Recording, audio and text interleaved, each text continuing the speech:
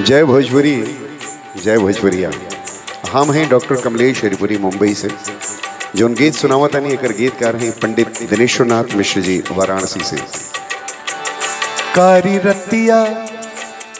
रतिया भी लागेला कि भोर हो गई। कारी रतिया भी लागेला कि भोर हो गई। तोहरे अइले से दुवरा जोर हो गई। तोहरे अइले से दुवरा जोर हो गई। हो कारी रतिया भी लागेला कि भोर हो गई।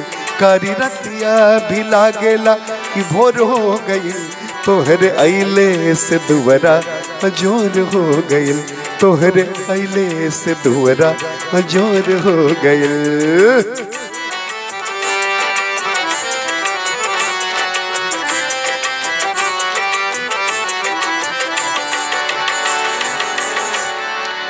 चनवा के जैसन लागे तोहरी सुरतिया।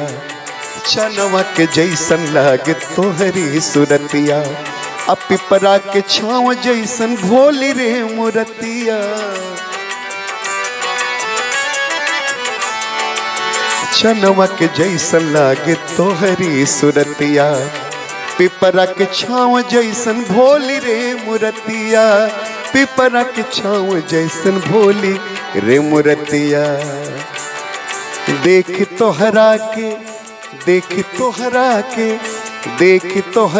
के बदरा भी सजोर हो गई। देख तोहरा के बदरा भी सजोर हो गई। तोहरे अइले से दुवरा जोर हो गई। तोहरे अइले से दुवरा जोर हो गई।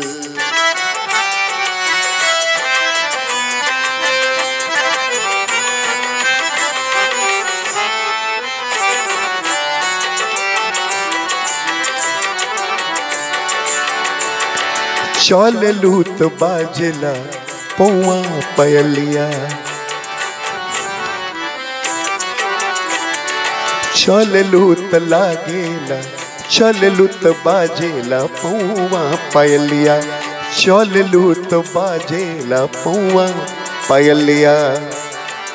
अब बोलिया तुहार जैसे बोले कोई लरिया। बोलिया तुहार जैसे बोले कोई लरिया। चल लुत बाजेला पौआ पयलिया। बोलिया तुहार जैसे बोले कोई लरिया। हो बोलिया तुहार जैसे बोले कोई लरिया। ओढ़नी तुहार चित चोर हो गई। ओढ़नी तुहार चित चोर हो गई। तोहरे अइले से दुवरा जोर हो गई। तोहरे अइले से दुवरा जोर हो गई।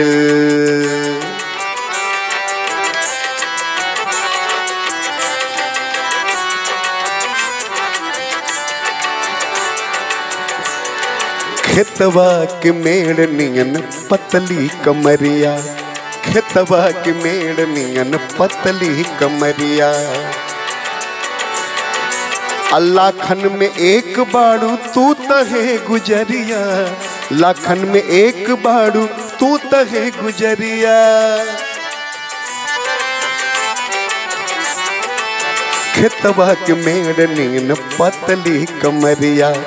लाखन में एक बाड़ू तू तहे गुजरिया। और लाखन में एक बाड़ू तू तहे गुजरिया। तोहरे रूपवा के तोहरे रूपवा के गौआ में शोर हो गई। तोहरे रूपवा के गौआ में शोर हो गई। तोहरे अइले से दुवरा जोर हो गई। तोहरे अइले से दुवरा जोर हो गई।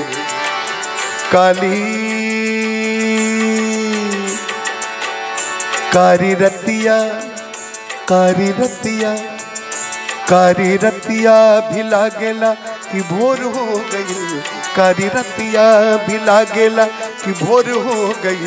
तोहरे अइले से दुवरा जोर हो गई। तोहरे अइले से दुवरा जोर हो गई। तोहरे अइले से दुवरा अजोर हो गइल, तोहरे अइले से दुवरा अजोर हो गइल। गीत कैसन लागल कमेंट बॉक्स में लिख के बताएं। इस चैनल के अगर अभी ने सब्सक्राइब नहीं की गए तो प्लीज सब्सक्राइब कर दी। जय भोजपुरी, जय भोजपुरिया।